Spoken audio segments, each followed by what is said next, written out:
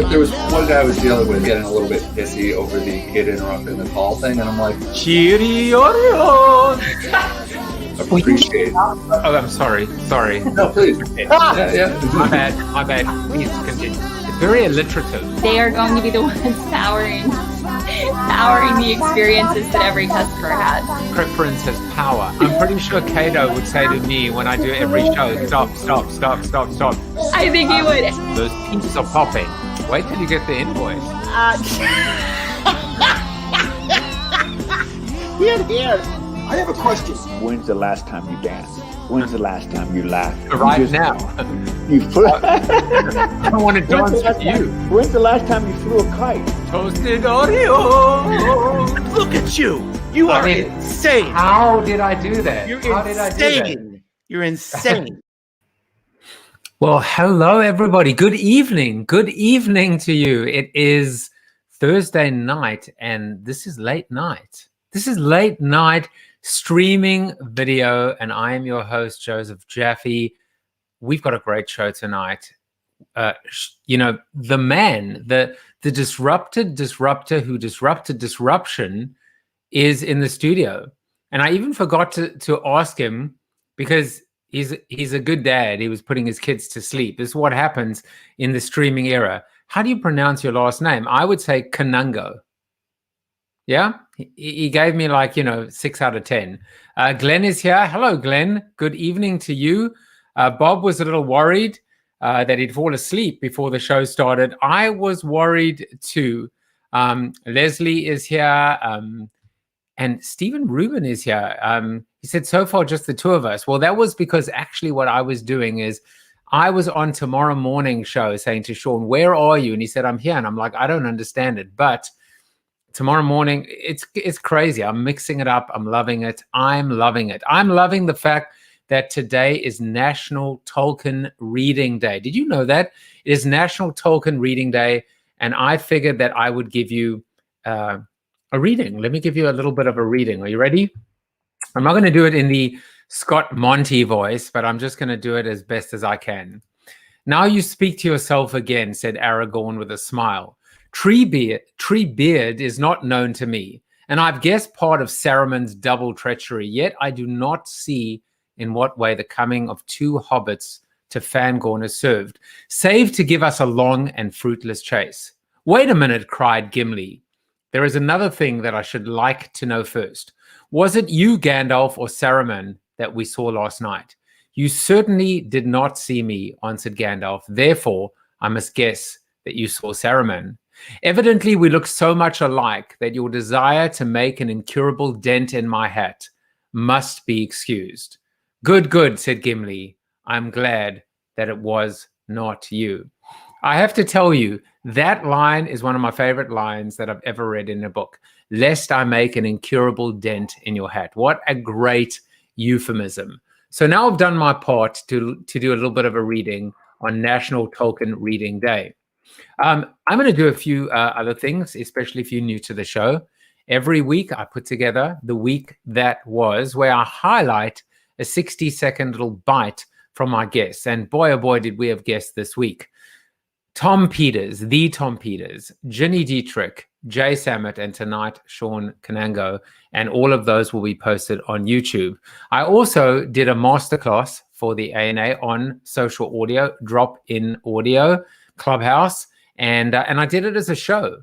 And if you would like to, in fact, you know what I was going to say, if you would like to see this, give me a shout. You don't have to. You just have to go to my Linktree, linktree.com or linktr.ee, not Treebeard, but linktree/Jaffe Juice, and you can watch the whole taping. Tomorrow morning, not tonight, but tomorrow morning, the Jays, Jay Bear, Joe Delagrave, Jason Falls, and Joseph Jaffe will be in the house. So within 12 hours, we're going from an evening episode to a morning episode. Let's see who sticks around. Maybe some people won't even go to sleep. And then next week, a little bit of a change. See, I'm mixing it up every single week. Only 3 shows, Tuesday, Wednesday, Thursday. Ashley Zeckman, Greg Lunsford, and Jeff Kirshner, and I'm excited to welcome them into the studio. That, by the way, is a word that I struggle with, the word welcome. Welcome them, welcoming, welcome them. I get very, very tongue-tied. I don't know why, but I do. So let's just say Ashley, Greg, and Jeff, come on down to the studio. Can't wait. But today, you are in for a treat. I mean, I got to tell you, seriously, this man is the man. He is the bomb. What he did over the last 12 months, I think, is just nothing short of genius. And you will find out what I'm talking about soon enough. Let's do some quick birthdays. I mean, if we keep going, it's going to be tomorrow, so we don't want to do that. But John Racer, Dawn and Fuso, Nick, the great Professor Nick Westergaard, who previous guest on the show. And then on LinkedIn, let's see, Paul Sethi is there, Joe Johnson, Sanel Varani, Gurab Sarkar. Happy birthday, guys. Have a great day for, I guess, the next 2 hours or so. Well, let's get into the seated soliloquy. And the seated soliloquy today is not the easy button, but one that's called If It Just Were That Easy. And of course, as always, it is connected to and dedicated to my guest. If it was so easy, everyone would be doing it. And yet, the really brilliant innovations of our time are just that. So simple, you might have thought of it. I might have thought of it, only you didn't. I didn't, but someone did. And let's not kid. It's just not conceivable that they were the only ones thinking about it at the time. They can't be that brilliant. Well, maybe they are, but they did one thing for certain that no one else did. They executed on it, first and or best. So what does it take to be innovative? Is innovative the same as being creative? Can you train someone to be innovative and disruptive? And if so, how? My guest tonight, yes, this is the first nighttime episode, doesn't just talk innovation and disruption, he lives it. I can't wait to hear about his particular vision for the future, and in particular, the new normal. Are we equipped to survive and thrive in a brave new world that just cannot sit still for a second? Can we ever be comfortable with being uncomfortable? How do we zig when others zag? And what if everyone chooses to zig as well? I'm asking lots of questions tonight because I've come to learn and love the power of the question. Without getting too meta or zen on you, the actual question is often the answer. And what do I mean by that? I mean curiosity. I mean impatience. I mean frustration. I mean intrigue. I mean intuition. I see innovation as a survival skill. Without it, we're stuck. Without it, we're sitting ducks. Without the ability to mix it up, shake it up, tear it up, or even fuck it up, we might as well give it up. Hey, this is late night. Sometimes we need to break things even if they're fixed. Sometimes we need to take it apart in order to build it back better. And yet, it's a cultural and often a lifelong struggle to make innovation a strategic imperative that is both accessible and actionable. When I look back at my last year, it's filled with a series of consecutive failures. But when I put them together, take a step back and look at the complete body of work, I can only smile with pride and accomplishment. And then I get back to work because I have a show the next day. Well, someone who I don't think has a show tomorrow, although these days I'm sure everything we do is a show, is my guest, my first evening guest, Shawn Kanungo. Shawn Kanungo is a globally recognized innovation strategist. He previously spent 12 years at Deloitte, working closely with leaders to better plan for the opportunities associated with disruptive innovation. Shawn is a partner with Queen and Rook, where he advises leading organizations and executives on disruptive trends and actively invests in early stage ventures. But nothing really will do him justice by me reading a bio. Rather, just watch this. And I just have this message for all of you here, from the people from the north, the people from Canada, that winter is coming. Winter is coming. But I want to go back to this question because I started this question saying that the narrative right now is that we are not preparing our workforce for the future, the skills for the future. And a lot of people ask me, what are the skills needed for the future? What are the skills needed for the future? Let me show you these things. Imagination and creativity, empathy, intuition, communication, emotional intelligence. These are the skills that's needed in the future. As our work becomes more transactional and linear and standardized, we can have technology do some of that work so that we can actually double down on the things that matter.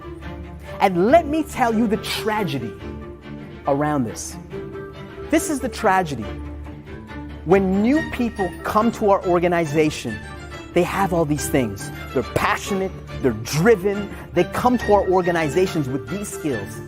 And in the first week of work, we suck out all these things from them. And ladies and gentlemen, if anyone asks you what the future is going to feel like, just tell them that the future is cold. Thank you so much.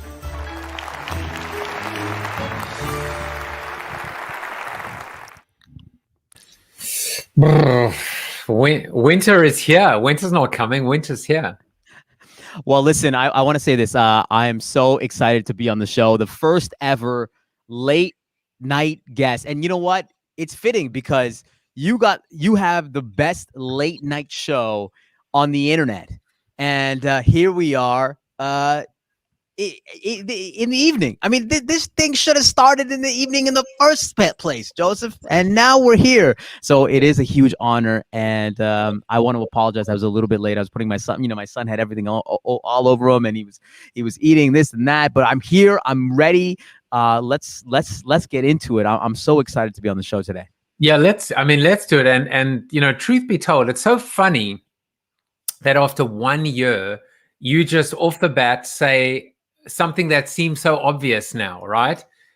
Which is, this should be it. Why isn't this in the evening? And you know it. But it also talks to my evolution. It talks to the fact that this began with, as a show about hope, positivity, and optimism. And if there's time left over, a little bit of marketing. But that's where I began. I began really with a lot of marketing. And where I'm getting to now is something slightly different. So I moved it around. It began at 2 p.m. Then I moved it to 12, thinking maybe people would be having soup and a salad, having lunch and watch the show.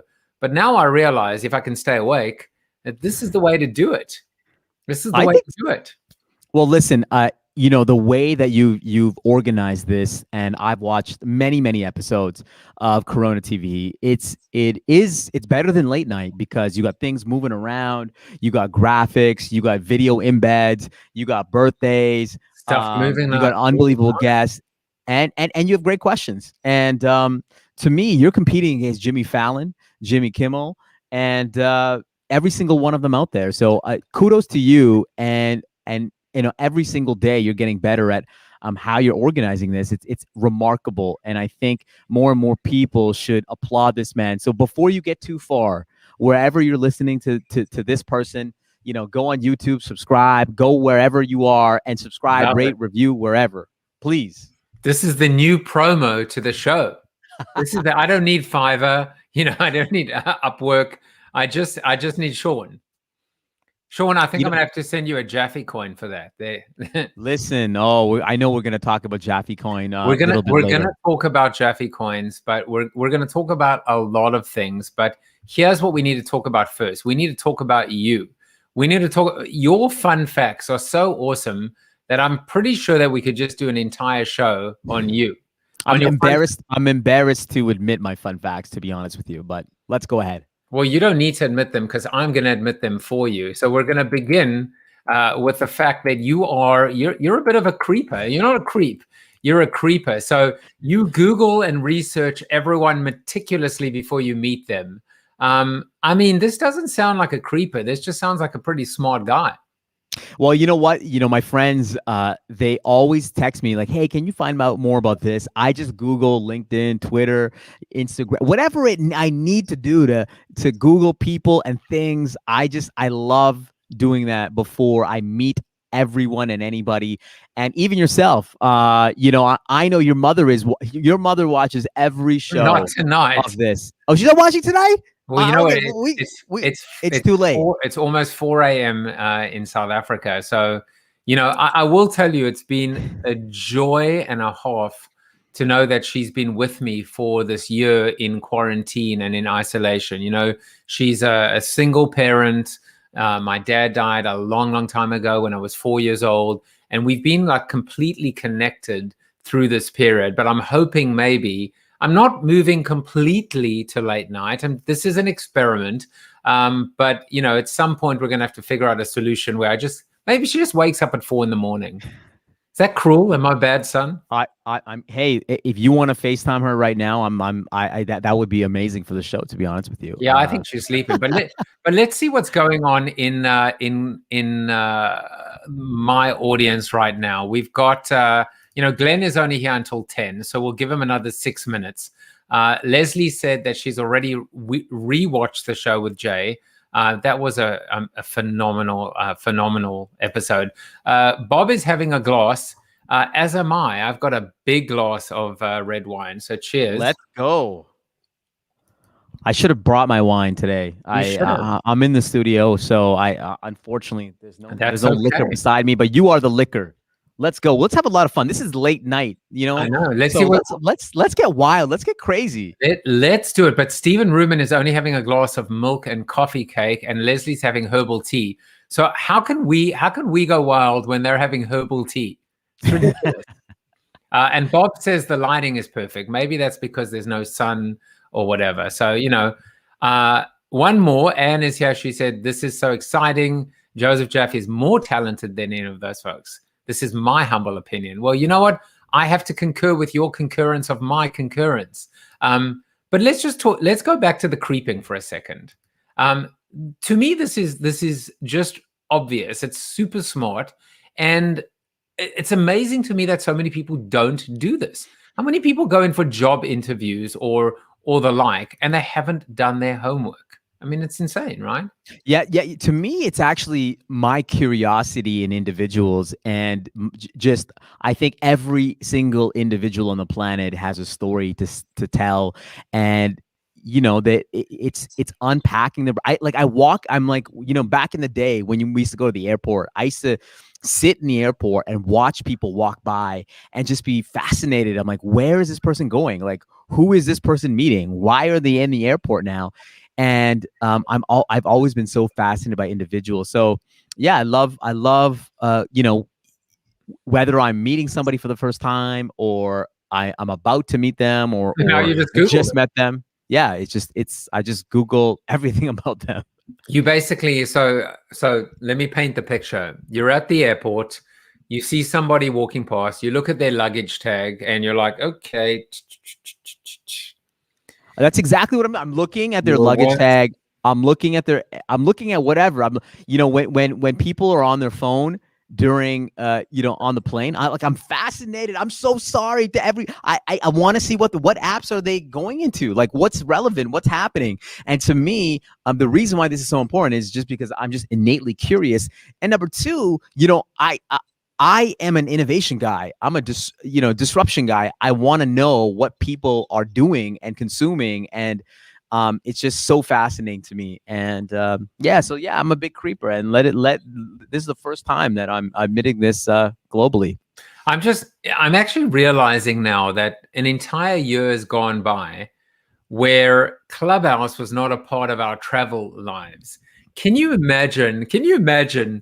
You know, we're going to be traveling again, and then you're going to be kind of sitting next to someone who will be like, and I'm done speaking. And I'm complete. You know what? Speaking for now. And you're like, just chill out, have another you know, portion, have my warmed nuts. If you're flying American.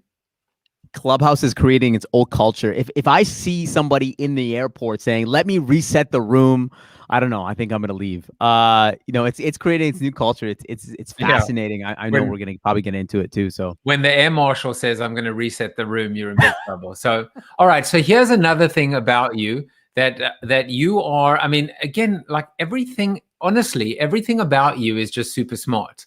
You are like, you're the innovative, commonsensical man. And as I said in my soliloquy, the greatest ideas are the ones that just sound, in retrospect, so simple. So you listen to all your podcasts on 2x speed, which clearly means you can get through twice as many as the average mortal. Well, I think I'm probably not consuming as much, but no, to me, I love going into podcasts, and you're just waiting for that nugget. You're waiting for that knowledge bomb. And sometimes what I do is, when I get through a podcast and I hear something that I'm like, let me go back, and then I just hit 15 back, and then I slow it down just to make it absorb. That's what I do. But yeah, I think it goes back to my curiosity of individuals. I want to listen to everyone. That's why I don't like Clubhouse, is because it's not on 2-speed. I want to listen to everybody on 2-speed so I can get through it. And if there's something interesting, I'll stop and rewind. It goes back to my fascination with people. I don't know. Are you listening to podcasts on 1 speed? No, I'm not listening to podcasts. I just don't have time. I don't have time. I don't have time to read business books, which I write. I don't have time to listen to podcasts, which I basically create. Something I wrote in Join the Conversation, I said, production is the new consumption. Yes. I consume by producing. That's what I do. And right now I'm consuming you. I mean, I'm consuming your intelligence, and that makes me sound like a leech, but maybe I am. Maybe you're the creep and I'm the leech. I don't know. But that's what, by producing, I consume. I get smarter by actually creating. And so I'm not listening to much at the moment. I'm curious. Do you listen to your shows again? Do you go back and watch them or listen to them? Or do you just kind of go on? I mean, you're producing at such a high rate. I can't imagine you do, but I'm just curious. The answer is yes, but not the way you think. So what I'm looking for, so I take notes. So I mean, these are not our notes, but they will be, and it's the only way that because I'm producing at such a prolific rate. It's the only way that I can make sure that so like, for example, at about 22 minutes, I'm making a note about production is the new consumption. Generally, it's not what I say. Generally, it's what my guest says. So if I was going to use that afterwards, it would be in context of this idea of listening to podcasts at double speed. But that's my way of being able to just keep up with and make sure that, because you know how it is. It's like picking up sand in your hands on the beach. Everything you just want to try and capture it, and before you know it, you have nothing left. What about you? What are you listening to at the moment? What are your go-to podcasts? Oh my goodness.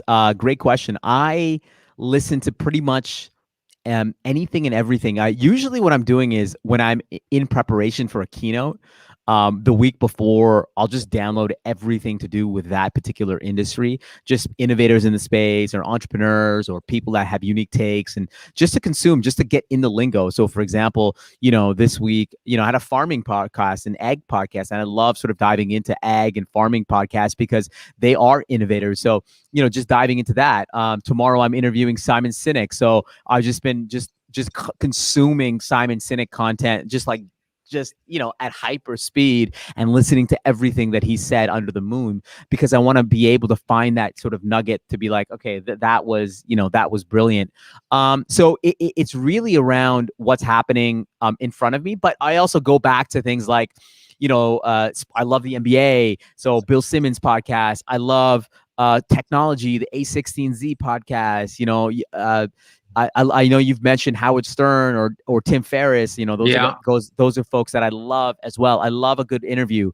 And so to me, it's like unpacking the greatest minds in the world, which is essentially what you're doing. And I want to just give a shout out and kudos to you. The way that I actually found you, and it's crazy, it's serendipity that you reached out to me and said, hey, can I have you on? As I was listening to an episode, I mentioned this on the IG Live. I was listening to one of your episodes of Pauline Brown. and she was amazing. And it was one of the best interviews that somebody has ever done with her. Your questions were on point, and I just loved every second of it. And then I started to consume some of your content, and and that's just for YouTube. And I had no idea that you'd ever even listen to one of the shows. But as we said, even on the IG Live, you never know. It's the same thing. You never know who's sitting next to you on a plane. Quite frankly, you never know who's in a room with you on Clubhouse. And you never know who's listening to your show. And that's the mistake we make. We fall in love with the numbers. And we don't realize that all it takes is one person. So, what do I want to happen with the show? It's not a secret. At some point, I want to get picked up. I want to get picked up by one of the television networks. I want to be able to find a home with infrastructure and something that can take me to the next level. All I need is one person watching that works for CNBC or Axios or Cheddar or HBO, or someone who knows someone who knows someone. But can I say why? Because the internet has democratized everything, and now the only thing, it's just one. It's one of them. Yeah, well, I'm just saying, Corona TV could be the new, it could be the new Jimmy Fallon. I was looking at what David Dobrik was doing before his scandal around views, and the fact that it gets more hits than a late night show, like that was late night to me. And so it shows that even with a microphone and a camera, that you don't need the players anymore. You don't need a TV network to stamp you and say, now, you're validated. I mean, and you're right. I think you can create the game here. You're absolutely right. And it might be a hybrid model, just the same as speakers like you and I are thinking about what does the new normal look like? Is it all in person? Is it all online? Or is it somewhere in between? Today I did a corporate show live. And while I was doing the corporate show live to a global audience, I was actually delivering a pre-recorded keynote for a conference in Russia. And in the 10 minutes before my corporate show began, I was actually watching myself, listening to myself in Russian while I was actually typing and saying, "Hi, it's Joe. I'm just here for 10 minutes I wish I could be there." And so it was kind of surreal, but yet the worlds were just swirling around and combining. By the way, Jennifer's here. She is one of my new friends on Clubhouse. So I just wanted to say hi to you and acknowledge you. So true. I think she's saying so true to what you just said to me, which is, we don't need no stinking cheddar. Get it? No, you could be the new CNBC. Like, you don't need CNBC. You could be, and Jennifer agrees. You could be the new CNBC. We don't need no stinking Gouda. I don't know. All right. So we've got one more little fun fact about you, and it's I think it's an important one because, by the way, is this really what Edmonton looks like? It's beautiful. Well, listen. Usually usually it's covered in snow. You played the video at the beginning. When I say the future is cold, that's that was my city. A lot of those shots were from my city. So yeah, it is beautiful. In the summer it is beautiful, but it is cold. And the beauty about being in the cold is that's where you really, when you're putting in your kids in a car, you're strapping to the car seats, you got to put two of them in, and it's minus 30 outside. You don't have mittens. That's why, in Edmonton up north, we learn about hustle because it's just hard. And we just love doing hard things. So I want to ask you a question. Actually, I said, I think where you're from, the way that you talk about it, a place maybe that you haven't heard of, how much, you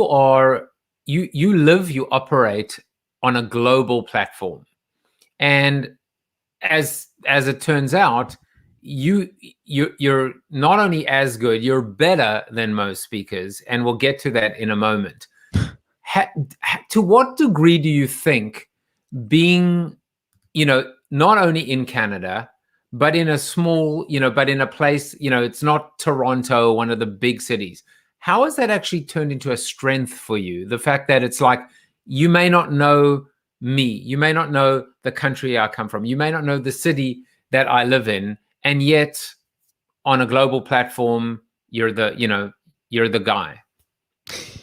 Well, first of all, I don't know if I'm better than most. I'm certainly different. And I think being from a city, in the fun fact that I said, being from a city that no one's ever heard about, Edmonton, Alberta, Canada, I think it forces you to push, right? I always had to, no one was going to tap me on the shoulder and tell me that I could do something. I always had to push, whether it's based on the city that I was in, or, the color of my skin, or whatever it might be. I needed to get my ideas and my projects and my initiatives out there, because I knew I didn't have the ecosystem around me to do that. And so I think living in a small city like Edmonton, in Canada, you just learn that you have to hustle in order to get noticed, in order to get recognized. And it's not just about the content or the product, it's about the messaging. And I've delivered that throughout my career. Like I even knew I worked at a large consulting firm, Deloitte, one of the best consulting firms in the world. It's global. And I was also in a city that, I was still in Edmonton. In order for my projects to get legs, I had to turn my projects into sort of viral projects, so people around the world would talk about them, whether it's incorporating new technologies or new ways of doing things. And so, the way that we connected was because of the virtual keynotes. And, I took this idea of how do we fundamentally differentiate ourselves from everybody else, because otherwise no one's going to pay attention. And I think, that's just the hustler mentality, being who I am and where I'm from. You just have to grind, and you have to let people know who you are. Otherwise, everyone's going to be like, I don't know, that person, he's from Edmonton, he's like blah, blah, blah. There's just a mentality in the big cities, and like, no offense, but there's a mentality in the big cities that everything happens here in the big city. The best talent, the best ideas come from here. When I don't believe that. And I think the pandemic has showed that, you can have the best talent everywhere, and they just need a shot. I'm loving some of the comments coming here, which is Anne says, you can tell by his retinas how sincere he is. I bet he's a good dad. So, you're being analyzed as well. But she also adds, the internet can't keep up with how fast he talks. This is fun because she has captions turned on. This is what happens at late night. So there you go. But this is the beauty of it. I mean, I've already made a note, which is this idea of it forces you to push. That's a great concept. That's a concept that could be in one of your speeches. It's something I could write about. The idea of it forces you to push, right? Because how many people push? How many people push back? Or how many people just allow life to push them and push them back? So it's not an aggression thing, right? It's not a confrontational thing, but it's pushing the rock uphill. It's pushing against convention. I love the concept of it forces you to push. Very meaty. I'm going to write this note too, and use it for later. And I think, it just goes back to the idea of, no one is going to give you a shot. But the beauty is today is that the internet has allowed everybody to have a voice. And if you have a unique perspective on the world, you can actually rise above the rest. And I think that's a beautiful thing about the internet. And look at what you've done. I mean, it's been amazing. Well, we'll talk about your perspective on innovation, on disruption. But what got my attention, for all the right reasons, was something that I cannot keep telling you. I will, for every compliment you give me, I will give you 3 back and a JAFFE coin. I want you guys to watch this, and I want you to realize I'll set it up. And if I set it up badly, you can, this is what I heard. So I heard that there's this guy, he's a speaker. Well, there are many speakers, but what he did over the last 12 months was nothing short of just absolute genius. He rented out an entire studio that clearly wasn't being used, a theater, and he turned it into not just his own virtual theater, but it wasn't even a virtual theater. It was a multimedia, multi-platform, multi-sensory extravaganza, because you delivered a keynote to the farmers out there. Just watch this. 5, 4, 3, 2, 1. If you are not part of the innovation discussion, then you are not part of the discussion. Let me show you actually. I'm really passionate about this topic, so I'm just gonna show you here. You've seen the best companies in the world, they've been able to disrupt themselves by denting the outside and making those innovations part of their new core.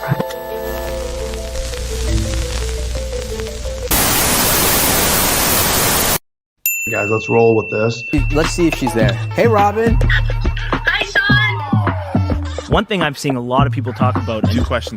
Question. One question. Questions that keep coming in. One last question. Yes. This is a loaded one. Yeah, Absolutely. So take it to the street. Well, it smells good. It smells good. I really believe today that we have finally entered into this offline and online world. Every single product or service that we've ever thought of now has an online or offline component. There's so much change happening. How do you keep up with it all and not get overwhelmed? I don't want to tell you this. I'm so sorry to tell you this. If you thought 2020 was crazy, wait for 2021. Hey guys, thanks for watching this video. I bet the next video is going to be even better. So hit subscribe and we'll chat in the comments. You can see that I lost. You can see it's been a year because I lost like 30 pounds like during that entire thing. So, I've lost about 24, 25 pounds. Oh, okay, amazing. Isn't that funny how most people put on weight, a few people lost. For me, I just found my discipline. I found through habits, through rituals, through the show, I just ended up in a situation where running, which is when I listened to all my podcasts, the Howard Sterns and the Tim Ferrisses, which you know, and now my Peloton, it wasn't even I need to exercise. It's like if I don't actually get the blood flowing and my body moving from sitting behind this desk all day, I'm going to go crazy. But it's interesting that both of us lost weight. I would not have thought that you ever needed to lose a pound, but there you go. Well, listen, I was eating all my kids' food, and I needed to stop. So, no, I appreciate that, and thank you for playing the video, and yeah, it's I don't know where you want to start. I think for us, again, it was, and it's just not just me. It's I got an entire team behind me that made it all happen. And where is this team? I want to see this team. Where is the team? Well, yeah, they're not here right now. It's late night, but yeah, no. If you go to my YouTube, you can watch some vlogs, and I give proper kudos to the team, Bad Films, and yeah, I basically turned a bunch of filmmakers. They're not like an AV team. They're filmmakers, proper filmmakers that make documentaries and commercials, and turn them into live streamers. And I actually went to them and said, "Have you guys ever done a live stream before?" They're like, "No, we haven't." I'm like, okay, well, I know you've never done a live stream before, but we're going to have the best damn live stream that anybody's ever seen. And we just started iterating and experimenting. It's not like we got it right the first time. We kept on experimenting, and we still do it to this day. Like every single session that we're doing, we're always like, how do we do it better? How do we reinvent? So it's just, it's a mentality that we've built around, let's keep going. Like this is new land. This is uncharted territory. It's a new format. It's unexplored. And while most people, when the pandemic hit, were looking like an ISIS hostage video, putting their PowerPoint slides on their Zooms, we said, no, like this is completely unexplored. Let's make it awe-inspiring. By the way, I'm just smiling because every single one of my YouTube videos gets rejected by YouTube because of, apparently I'm trying to sell beer to underage minors, exploiting tragedies. And now, thank you for mentioning hostage situations in the Middle East. But I'm like doomed. That's why I need CNBC, because I can't seem to break out. But I think we were discussing this on the IG Live, which is, you have two stories. You have your story, and then you have the story behind the story. And the story behind, I would almost book you for an event just to talk about what you did. I don't even care what you talk about. I care about the how and the why And the what prompted you to, I mean, you booked a theater that no one was using. You utilized talent and a team that was probably, twiddling their thumbs, thinking, Absolutely. where's all the work? So you leveraged, but you've created a success story in doing so that almost arguably is as compelling as actually the keynotes that you were giving, in my opinion. Yeah, no, I think what it is pretty interesting. I think video was always in my DNA. Pre-COVID, I just saw the power of DNA just throughout my career. I saw the power of video and how it's the best way of building trust and relationships and affinity. It's such a powerful way of just connecting with people that you've never been connected to before. And I saw it beforehand, so I always double down. I mean, if you look at most speakers and their content, I have a lot of content out there. If you go to my YouTube page or my LinkedIn, like I have a lot of content, because even pre-COVID, because I just knew that video is such a great way of telling stories. And so when the pandemic hit, it's a home game, right? It's all video, it's all digital. And by the way, I'm talking about disruption and innovation. So to me, it was a leap, but it wasn't as big as a leap as you might think, because it was already something that we were doing. I was already working with my guys around editing video. Like I have a team where all they do is edit video. Like that's all they do for myself, for my businesses that I'm working with. That's what they do, is just edit video. No, but I agree with you. The editing, I need a team. You tell that team if they've got a little bit of bandwidth to help me with my video. But it was the fact that you delivered it in this just complete experiential. I mean, having Jay Samad on the show and talking about all innovation and all these incredible stories, having Tom Peters this week, who, by the way, is bullish on video as well, and the power of this.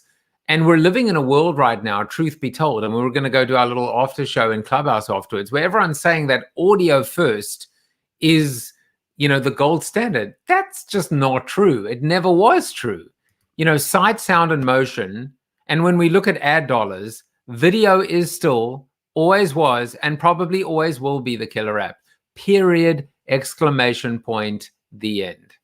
Well, I would just argue that, we are just in the business of attention. If you are, if you're creating content, whether it's, I just think that we are in the business of attention, and that means more films, more video, but more podcasts and Clubhouses and written word and whatever else. I just think that we're so hungry for content that I think every single piece of content can be very powerful based on what you're good at. And video has always been a good strength for myself. I always knew that I was good at video, and I think I enjoy being in front of the camera. And the camera, some people are amazing on stage. They're amazing, in person, but on video, something is lost in translation. And I think video has always been really, really kind to me. So I think it's finding your superhero strength, and it could be just writing, and you could be an amazing writer, or you could be amazing on Clubhouse, and just double down on that. So I think video will always be powerful for sure, but I just think that the game is completely opened up to any type of content creator. You see, for me, it's you've got the boy band looks, and I have the face for radio. So I mean, between the two of us, I think the best use of our time would be like that, where you can hear my voice. Are you ready? We could do a TikTok lip sync, and in fact, I decided that in promoting your various accounts, I decided, you've got connect with Shawn on Clubhouse, you've got follow Shawn on Instagram, or duet a sea shanty with Shawn on TikTok. Have you done the sea shanties yet? Have you seen the sea shanties? No, what is sea shanty? No, I haven't seen that on TikTok. I'm in barber TikTok right now. But what is sea shanties are like, a while ago in the London hole.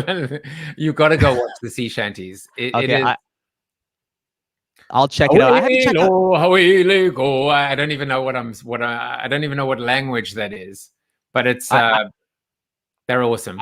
I gotta check your TikTok. I love TikTok. Terrible. I was basically uploading these little 60s. I've got to find my authentic voice on TikTok, or I've just got to basically, move on to a platform where I can be more comfortable in.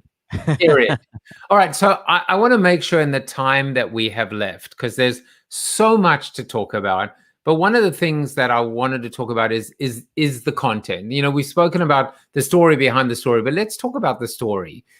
There are two aspects of disruption, and I don't even know if we're going to get to NFTs and Beeples and we have to get to the NFTs. We have to absolutely, and the JAFFE coin. So give me a soundbite then.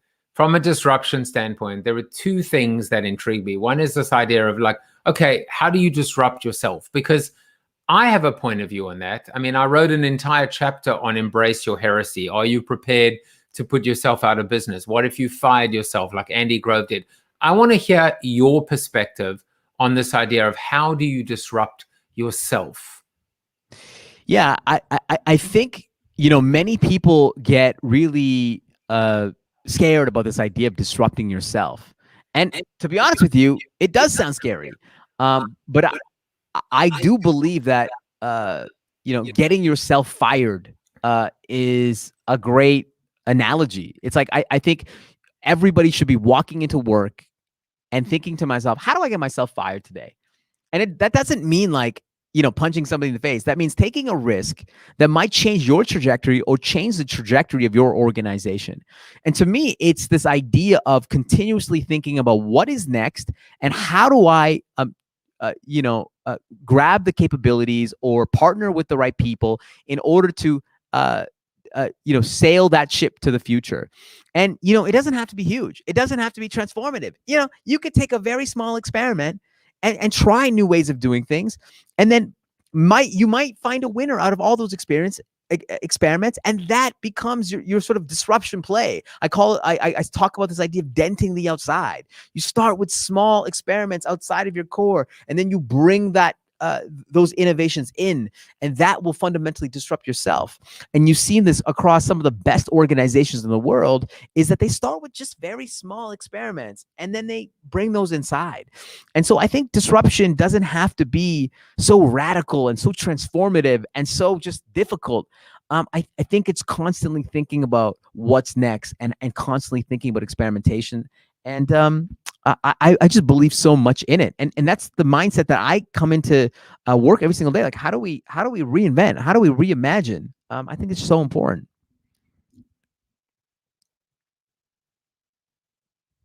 Oh, did I lose you? Hold on one second. I don't know if I lost you. Hold on one second. Are you there? Oh, I'm there. Yeah. Sorry, I was just I lost you for a second. Go ahead. So no, you didn't. I do this at least. I'm gonna chalk it down to the fact it's 10:26 in the evening. No, not you're on mute. Let's just fix this up. I always do this when I'm trying to be considerate and not let outside. I was on mute. This has nothing to do with you. This is all me. So denting the outside. I got that right? Yes. So give me an example of give me an example of denting the outside, maybe from a professional standpoint, a brand standpoint, but even a personal standpoint. How can someone practice that on an individual basis? Yeah, so I think from a organizational standpoint, you can look at what Adobe did. So Adobe back in the day, if you wanted to get Adobe Photoshop, you'd have to go to like Best Buy and go to the store, and Photoshop would cost $600 to get it at the retail shop, right? That's what you get. But about 10 years ago, they saw the future of cloud and SaaS, and they said, how do we start experimenting with a subscription model where somebody could get Adobe Photoshop for $20 a month? And they knew that they were going to take a big hit in terms of their revenue and their earnings over the next couple of years, and they did. But they started to experiment with the subscription model. They brought it inside. They dented the outside. They made it their new core. It became the new core of their organization, this subscription cloud service. And now, Adobe has become one of the most powerful enterprise sort of cloud SaaS companies in the world because they dented the outside. They had the courage to do so. I mean, if you look at what Disney is doing today, for many, many decades, their core was parks and consumer experiences. And a number of months ago, they signaled to the world that Disney Plus, D2C, that's going to be our new core. And it's this idea of this courage of disrupting yourself, experimenting with something outside and changing what you're doing. I would say, what I've been doing in terms of these virtual keynotes, for example, is an example of denting the outside. You start to experiment with new ways of doing content virtually, digitally, and then maybe this becomes the new core. Maybe because this becomes the center of everything that I do. And so it's this constant idea of experimenting and it allows you to reimagine. If you look at some of the best companies in the world, they've all reinvented and reimagined themselves. Marriott used to be a root beer company, and then they got into accommodations, and now they're one of the biggest hoteling companies in the world. Amazon started as book, this. Shell started as a seashell company. So it's this idea of reinvention, and it starts by experimenting with something and bringing those things and making it your new core. So it all begins outside, it gets brought inside, and I guess DTC now stands for Disney to consumer, not direct to consumer. Yeah, I mean, I think it's the reason why you want to do it outside is because if you try to change the core of what you do, the immune system of the organization will try to reject it. It's too hard. I mean, there's cultural barriers inside of your existing business model. And so it's too hard to change something inside. And you become, nostalgic about your existing processes and your governance and your business model. And so that's why it's a smarter way of approaching disruption by experimenting outside of what you do. It's a really brilliant, simple point as well, because the host will reject the organ in a transplant if it is in the core, but ultimately the core, rather than overheats, boiling frog, the core can be cooled by bringing in the cool stuff from the outside. Wow. Listen, that is, I'm going to be incorporated, but I got to pay you for this now. I'm just framing your reframe. What you can do is, if you like, you can pay me in JAFFE coin, because yes, I know you want to talk about, you want to talk about this. You want to talk about the creator economy. You want to talk about JAFFE coins. You want to talk about this crazy, crazy world we're living in called non-fungible tokens, where, I mean, how much did this tweet go for? 2.9, I believe. And then, of course, how about this one? Our friend Beeple, this one went for 69 million. So what do you want to talk about? This is your show. I am just the host. Well, by the way, that's why I love your show, because you allow the individual to shine, right? And I think it's kudos to you. And the monologue actually is that you do at the beginning. It actually has to do primarily around other people. So actually, you're never talking about yourself. I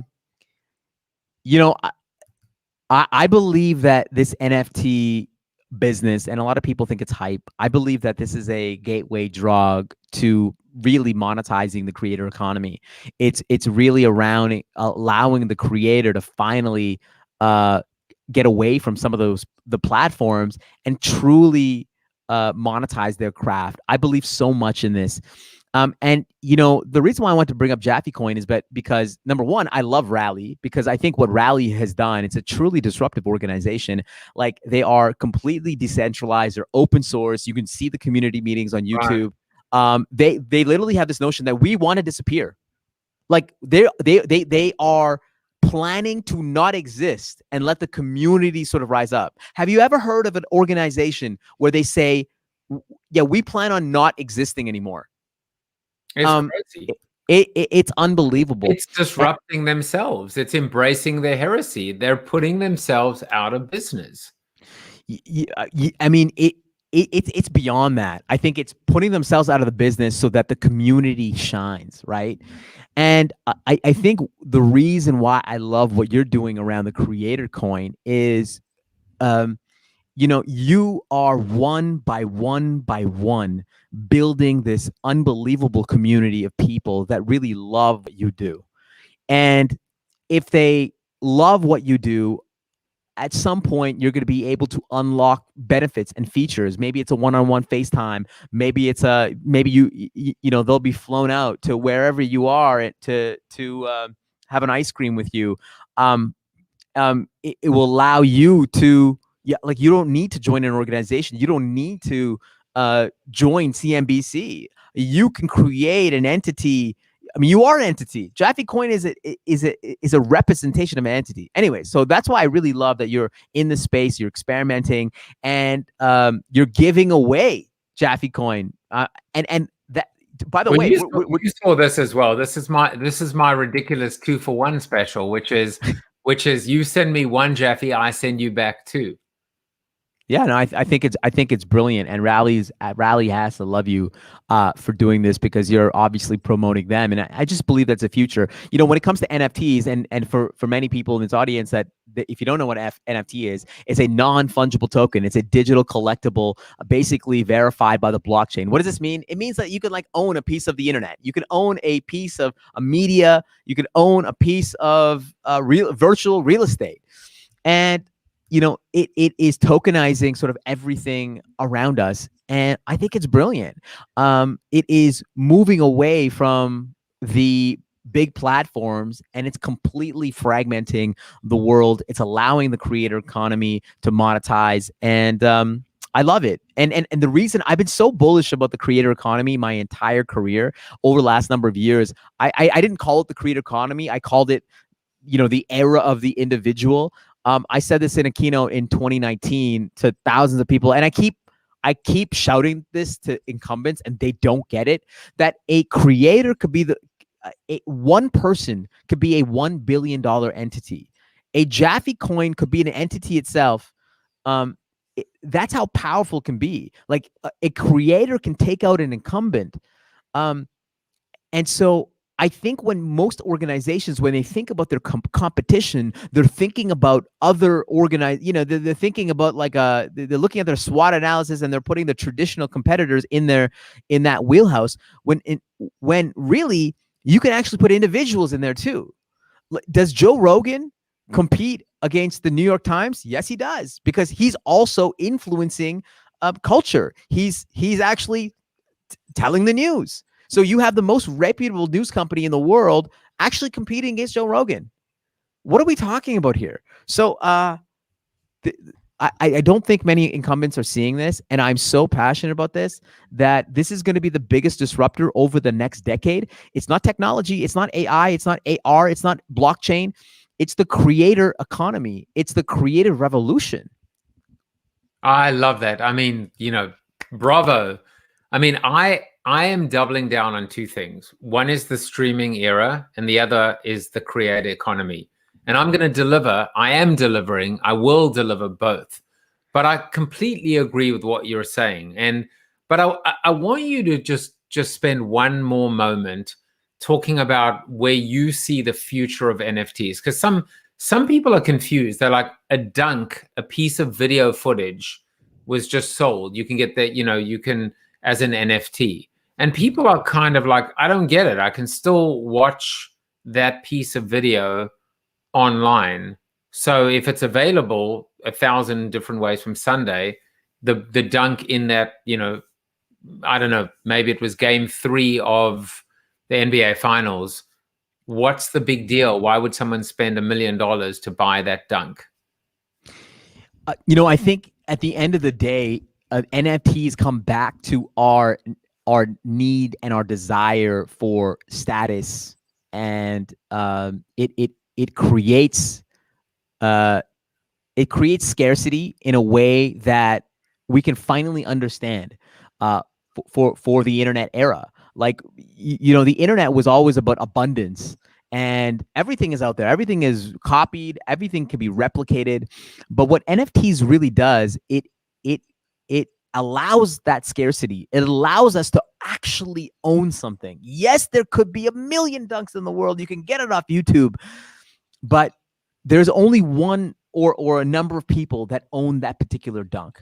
And I think we need to move, at some point, we need to move NFTs to beyond just collectibles. I'm thinking about education.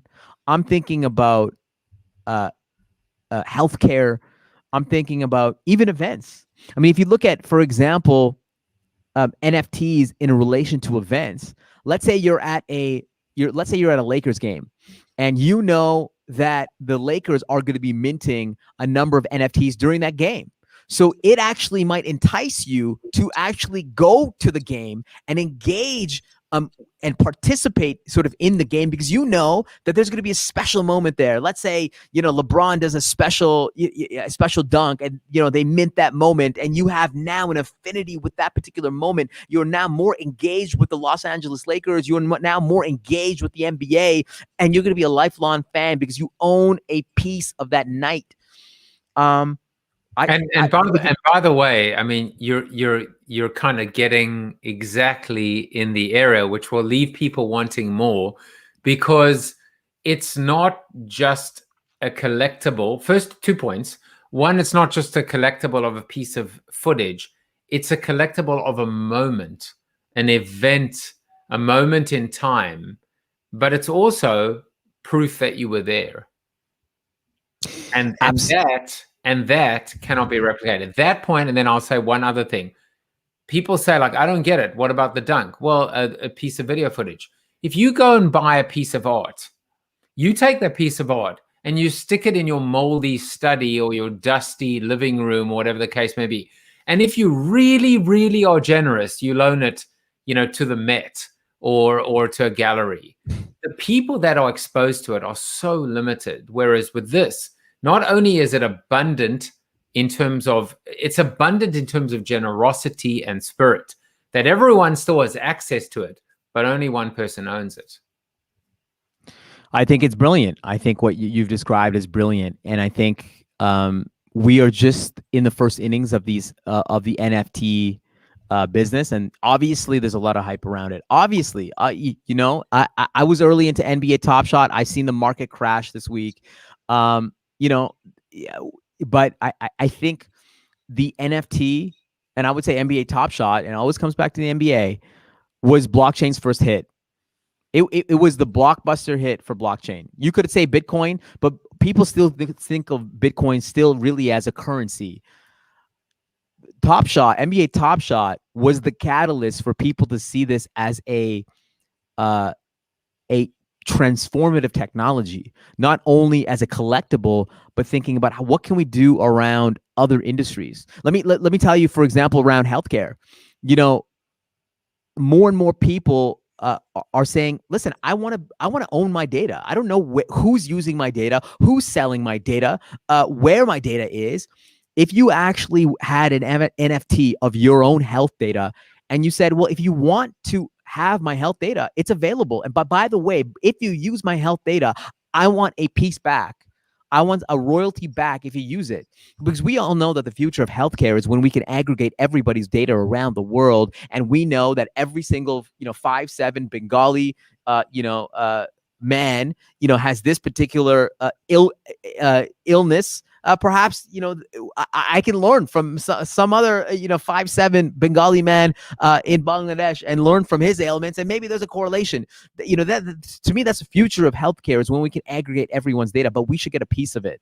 I love it. And when we talk about rights, what was Creative Commons, what now becomes the fact that creators can actually get paid, not just for what they create, but for how many people consume it. As you say, we're just in the beginning. Now, if you are ready to upgrade your game and checkmate your opposition, then you've got to give a call to Queen and Rook. You've got to go and meet the king, which of course is my guest tonight, Mr. Shawn Kanungo.